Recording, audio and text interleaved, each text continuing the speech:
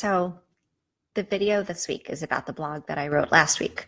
That was about Tribeca, what happened in Tribeca on Halloween. And then, of course, yesterday there was a mass shooting in Texas in a church. So, this is heavy stuff. And it's funny because I do a lot of Facebook Lives these days, and I still get nervous before I do them. Like, I don't like doing videos. My heart kind of starts to pound and I don't feel good in my stomach, and I do it anyway. This one I was particularly nervous about doing, and I'm doing it anyway. But just sharing that this is a particularly vulnerable thing to talk about. It's vulnerable for me to share this deeper stuff, and it's vulnerable because I know that this is going to touch a lot of pain to talk about this.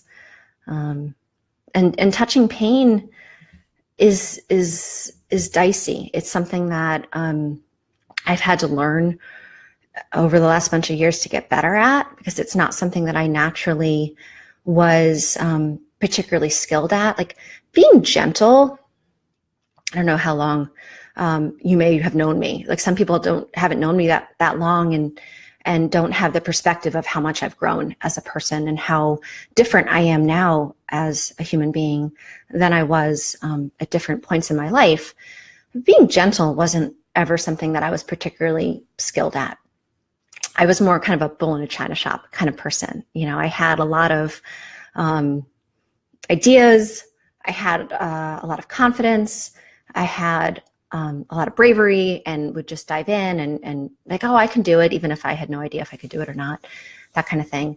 And that goes hand in hand with the challenge around touching people's pain, because it's super important to be gentle when you touch people's pain and to honor the vulnerability in that and the real intensity that you're standing shoulder to shoulder with someone. As you touch it, you're bringing it up, and it's a lot.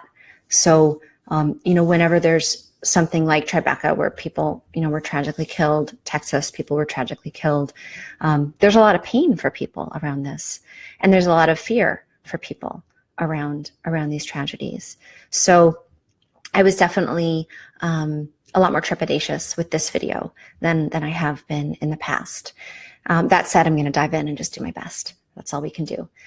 So the topic was holding space for pain. And I want to explain what that means, because there was definitely a time not that long ago where I would have had no idea what the heck that meant, like holding space for pain. But there is this inner space that we all have.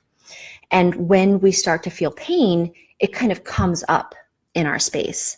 And what happens is when we start to feel pain, our natural response, because of the way that our brain is wired for survival, is to have us avoid pain and avoid the pain however we need to, which would mean fight or flight or freeze. And that's kind of the trigger that we all will experience when we start to experience pain, that we will go into fight or flight or freeze. And when that happens, we close down, we close our heart to try to protect ourselves. Now, that is a useful strategy when we are being physically attacked. And it's a useful strategy emotionally, because sometimes the intensity of the pain is so great that we actually aren't skillful enough to handle it. We aren't skillful enough to face the depth of the pain in one sitting and have it be manageable for us. We aren't skillful enough with our breath. We aren't skillful enough with our inner strength to kind of stay open and centered and really move through pain at any given moment. And obviously there's little pain, like, oh, I didn't get, the contract that I wanted to get, or I didn't get, the award that I was up for, or there's big pain. Like, if you have a child that's ill or heaven forbid passed away, there's a huge spectrum of pain that we're going to experience as human beings. And obviously the bigger the pain, the more strength, energy, skillfulness it takes to stay open and hold space for it. So that's something that I've been working on and learning. And hand in hand with that is, in order to do that, to hold space for pain, we have to be able to skillfully navigate our fear around the pain. Because like I said, pain gets triggered, our brain will go into fight or flight. We'll have the fear, like fear around experiencing the pain. And you'll hear in your head, oh, I can't do this. This is too much. And I love the analogy. I don't know if you're a parent, but if you're a parent or have ever taken a child to get a shot, you know, when a child is little and they're going to get a shot, they freak out. At least some kids do. Most kids at some point, hopefully they figure out how not to. That's the key, right? But like in the beginning, they're terrified of getting the shot. And they're like, no, I can't. Even though you're telling them rationally, look, it's just a tiny pinprick. It's over in a second. It's to keep you healthy. All of those reasonable, thoughts don't help them in the moment because they're terrified. They're in fight or flight. And at some point, they become more skillful around their fear and they can stay calm and they can get the shot and then go on with it. And it's not that bad. But there's a skillfulness that has to happen in order for them to get the shot without freaking out. For me as an adult, I had many times where I would be in emotional pain, whether I was fighting with a parent or fighting with my husband, and I would freak out and I would be like, I can't handle this. I can't handle this. And I realized that was just like me as a little kid getting a shot and freaking out. It's just kind of the grown-up version of it. And so this applies to all fear in our life and all fear around pain, because pain in and of itself actually doesn't harm us. It's incredibly unpleasant, incredibly out of our comfort zone. It energetically feels like very, very intense, and it feels like we can't handle it. And that's what our brain is saying. But the reality is, with skillfulness, feelings have never hurt anyone. It's how our brain relates to the feelings that actually hurt us.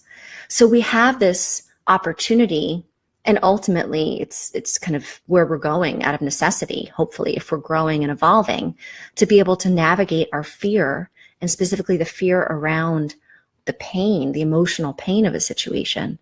We need to skillfully navigate that before we can even start to hold space. Because if we refuse to even let the pain come up and we're like, no, I can't, run away, distract, blame, offload, all the things that we do to avoid really facing the pain of the situation, then we'll never have the opportunity to practice even holding space. So first step is navigating the fear.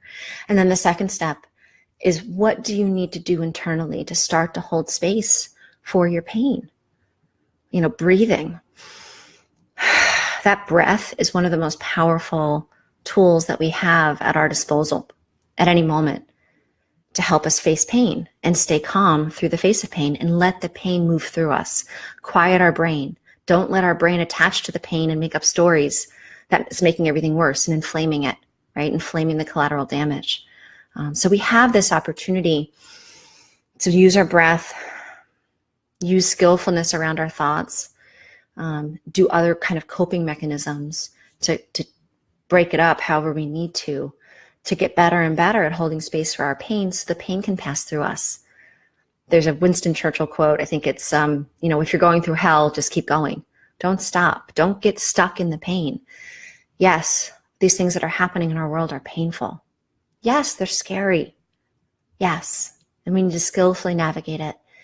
We need to skillfully hold space so it can move through us. And it's only then that we can start to help others do this, that we can help others hold space for their pain. So that's the practice. That's me trying to explain it.